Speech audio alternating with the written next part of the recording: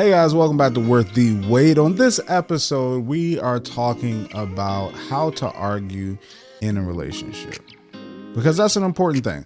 And I'll start with this because we talked about in a past episode that when you're entering into a relationship, one of the most important things is having a healthy expectation of what a relationship will be.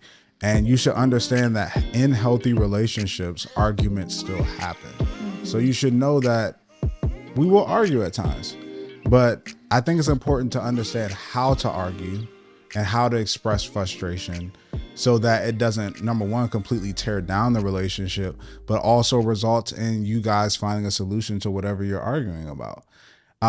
So number one, I think is important is figuring out what you're actually upset about.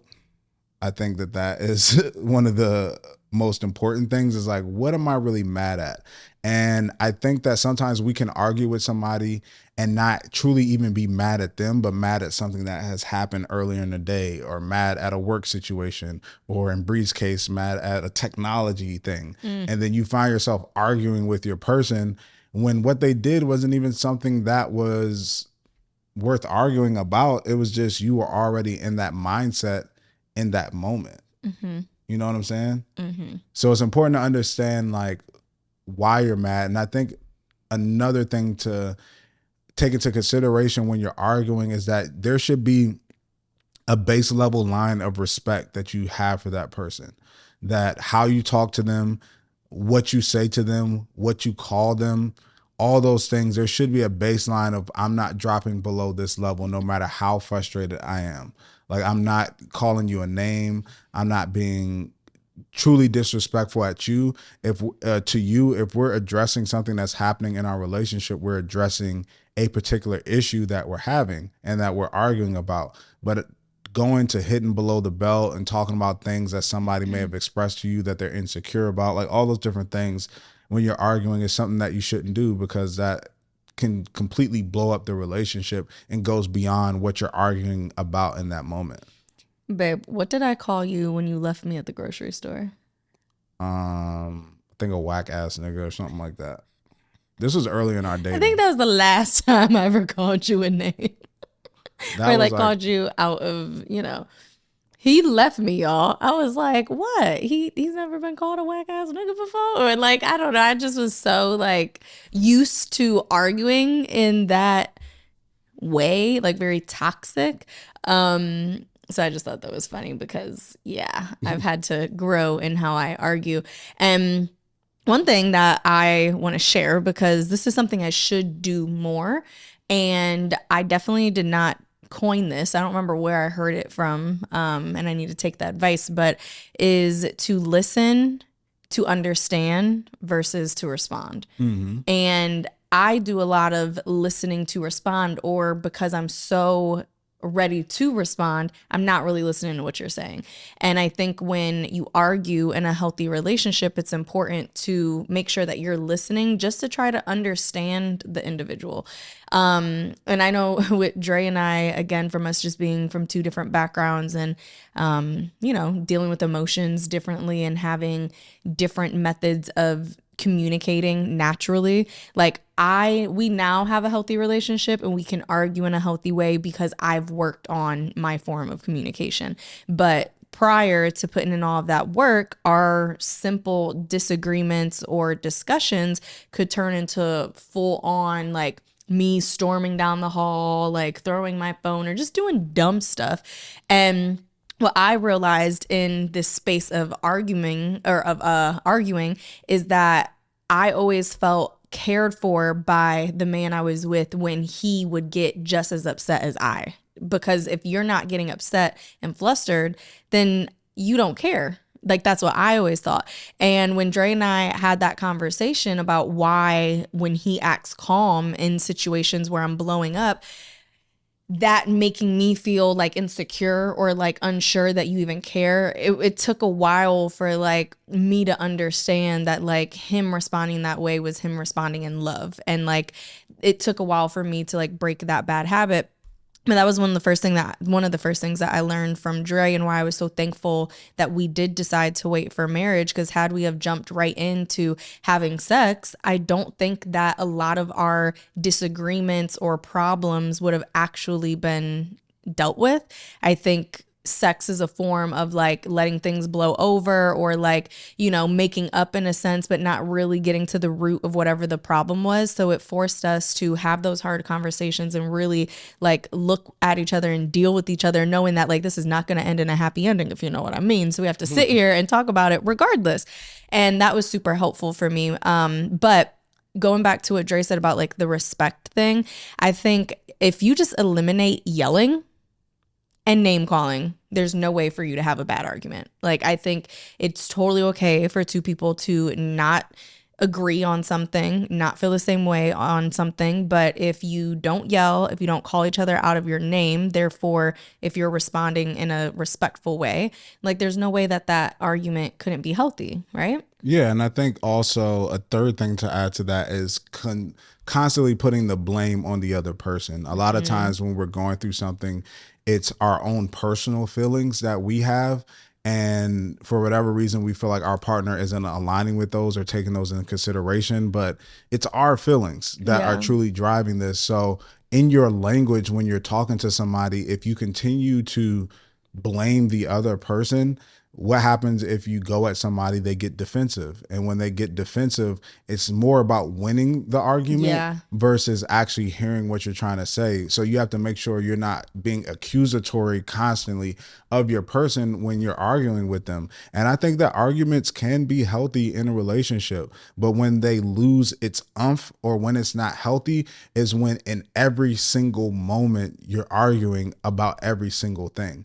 A lot of times where Bree was talking about that she would want to argue with me and I would be, more calm and collected was because I didn't feel like what we were talking about was even worth arguing about.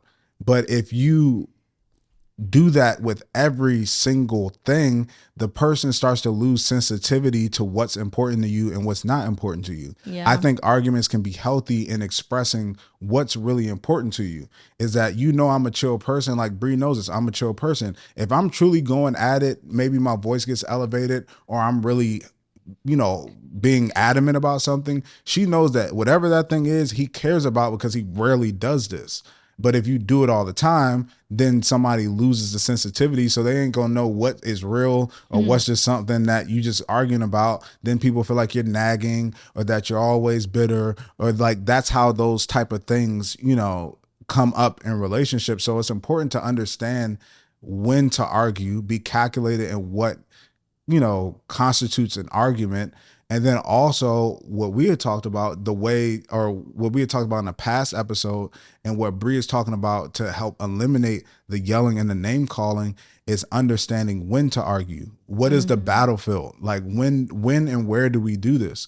Because that's what blows a lot of relationships up too, is that some people have no boundaries. They have no battlefield of when an argument can happen. They're at the dinner table. They're out in public. They're with friends. They're with family. And it's like, people looking like, whoa. And then when you get mad, if you're having open blows in front of people and you're revealing information because you're upset in front of somebody that somebody didn't want that information to be known, then it becomes a much bigger problem. So understanding the arena in which you do this, I respect couples that are like, we'll talk about this when we get home, or we'll have a conversation when we get back in the car, or we'll do something like that because we're not going to do this in public. Like understanding the arena and then, like I said, the timing. When is the right time to do this? Is it when I'm upset right now and it's in the moment, or can this wait to a different moment and still have its same impact, but maybe when emotions are less intense?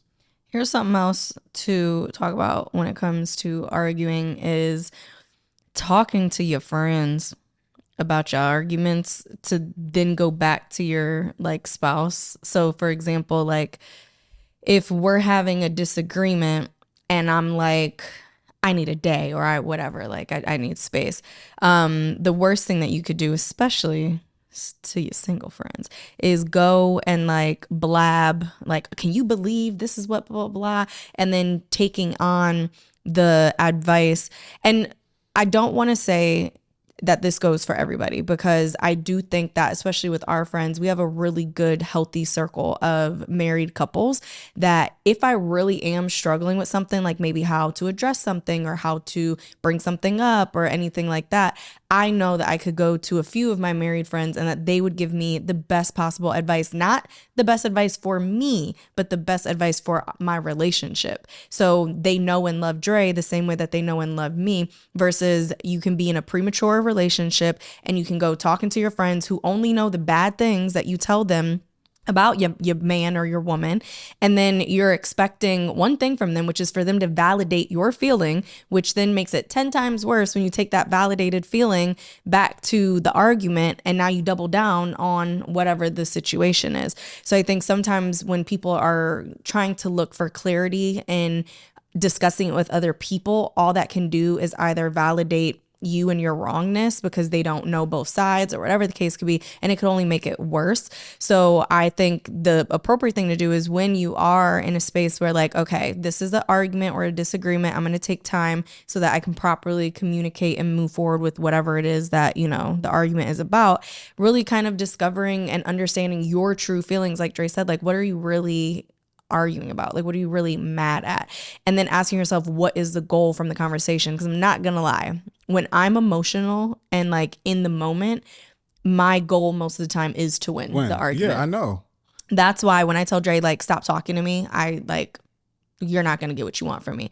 He knows that if we continue talking, everything that's going to come out my mouth is me just trying to win this and like have you be quiet and leave me alone.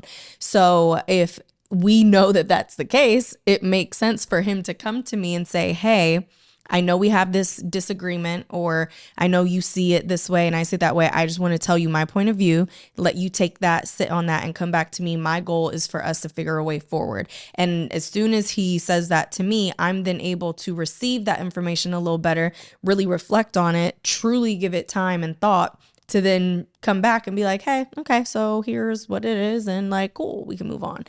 No, I agree. And I think I said this in an episode of Real Life Scenarios, that rarely are things that happen in your relationship an immediate, or is an immediate response needed. Mm-hmm. Like rarely. We always feel like we deal with things and do things to where we have to take action instantly. But that's like rare. Like rarely is there times to where we have to make a decision and talk about it right at this moment or else. Mm-hmm. So, but when we're emotional and in our feelings, because the feeling is present in the present moment, we feel like we need to respond in the present moment and we need to address this in the present moment. But you also got to think that you are in a relationship with somebody else. So just because even in this moment you feel like it's the time, it may not be the right time for them. And if it's not the right time for them, it's not the right time for y'all, because you're not going to get the response that you want. Preach. And when it comes to arguments, you have to, the number one thing is, what do I want to get out of this? Yeah. What do I want to get out of this? And if you understand what you want to get out of it, you might realize that, okay, this way of going about it isn't the best way to go about it. And there are some toxic traits that people have from trauma to where what they want out of arguments is the argument. Yeah. And that's never good. They want the raised blood pressure. They want the yelling. They want the combativeness. Like they feel comfortable in that and they want that. And that's never a good place to be in. And I think that if you're at that place, you should, go to some type of therapy or do some type of self-healing to understand why that is a place of comfort for you. Yeah. That reminds me, because I used to be in a place where like I thrived in chaos. Yeah. And when my life started to actually make sense and become easy and peaceful, I was like, what's going on? It's scary. I was like, I'm not doing anything. Like, and I need more things to do, or like, why? Like, I don't know. Like, why do I just feel so like content? And it's like, cause that's what you should be feeling and doing. But yeah, it's a whole thing. Therapy, #. Go to therapy. But if you want to write into us and let us know any topics you want us to discuss, you can go to Relationship Restore website. That's our episode for Worth the Wait today. Make sure you subscribe to the channel. Make sure you like, review on the podcast. If you're listening on podcasts, open up your app, hit that little plus button to subscribe to the show so that it pops up every week. Make sure you follow us on social media at Isdre Smith, at Brianna Aponte, and at Relationship Restore on all platforms. Peace.